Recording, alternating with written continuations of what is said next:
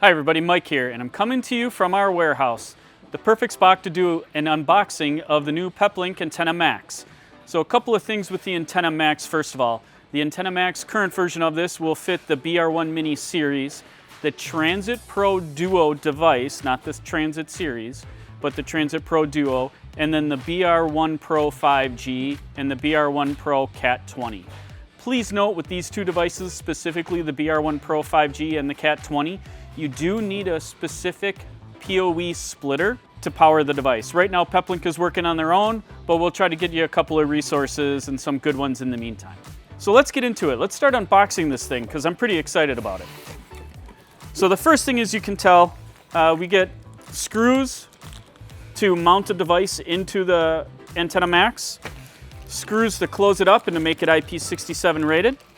And then we also have the mounting bracket and the pole bracket all combined into one.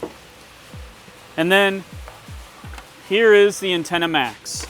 So this opens up and you can mount the device in here. Here's your leads, and then seal it up with the bottom of the case. So as you put it in, the device is upside down. I'll show you an actual live one.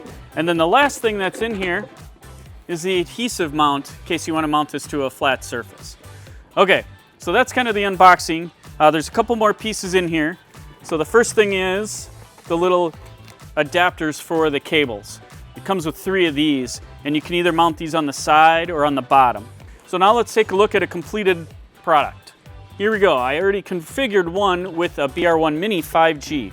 And as you can see, you mount it to the top of the Antenna MAX, and then you can have your Ethernet cable coming in. So this will actually power it because the BR1 Mini 5G is PoE in.